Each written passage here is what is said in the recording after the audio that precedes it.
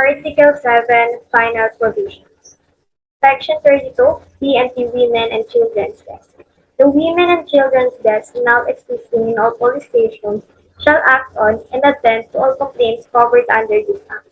They shall coordinate with ASHA officers on the street, security guards in privately owned spaces open to the public, and anti-sexual harassment officers in government and private offices or schools and enforcement of the provisions of this Act. Section 33 Educational Modules and Awareness Campaigns. The PCW shall take the lead in a national campaign for the awareness of the law. The PCW shall work hand in hand with the DILG and duly accredited women's groups to ensure all NGOs participate in a sustained information campaign and the DICT to ensure an online campaign that reaches a wide audience of Filipino internet users. Campaign materials may include posters condemning different forms of gender-based sexual harassment, informing the public of penalties for committing gender-based sexual harassment, and infographics of hotline numbers of authorities. All schools shall educate students from the elementary to tertiary level about the provisions of this Act and how they can report cases of gender-based threats, public spaces, and online sexual harassment committed against them. School courses shall include age-appropriate educational modules against gender-based threats, public spaces, and online sexual harassment, which shall be developed by the DepEd, the SHED, the TESDA, and the PCW. Section 34 Safety Audits. LGUs are required to conduct safety audits every 3 years to assess the efficiency and effectivity of the implementation of this Act within their jurisdiction. Such audits shall be multisectoral and participatory, with consultations undertaken with schools, police officers, and civil society organizations. Section 35 Appropriations. Such amounts as may be necessary for the implementation of this Act shall be indicated under the Annual General Appropriations Act.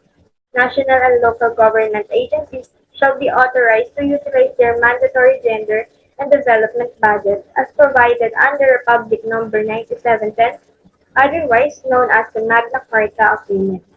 For this purpose, in addition, LGUs may also use their mandatory 20% allocation of their annual internal revenue allotments for local development projects as provided under Section 287 of Republic Act Number 7116, otherwise known as the Local Government Code of 1991. Section 36 Prescriptive Period. Any action arising from the violation of any of the provisions of this Act shall prescribe as follows. A. Offences committed under Section 11 of this Act shall prescribe in 1 year. Letter B. Offences committed under Section 11 of this Act shall prescribe in 3 years. C. Offences committed under Section 11 of this Act shall prescribe in 10 years. D. Offences committed under Section 12 of this Act shall be imprescriptible, and D. Offences committed under Section 16 and 21 of this Act shall prescribe in 5 years.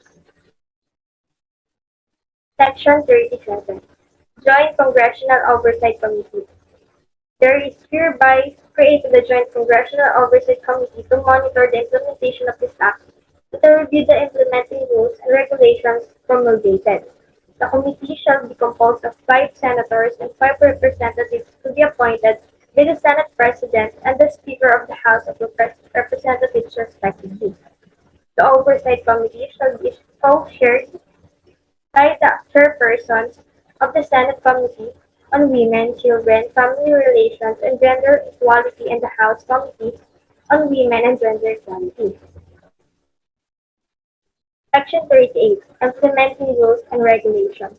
Within 90 days from the effectivity of this Act, the PCW as the lead agency in coordination with the DALG, the SWD, the PNP, the Commission on Human Rights, DOH, the DOLE, the DepEd, the SHED, the DICT, the TESDA, the MMDA, the LTO, and at least 3 women's organizations active on the issues of gender-based violence shall formulate the implementing rules and regulations of this Act.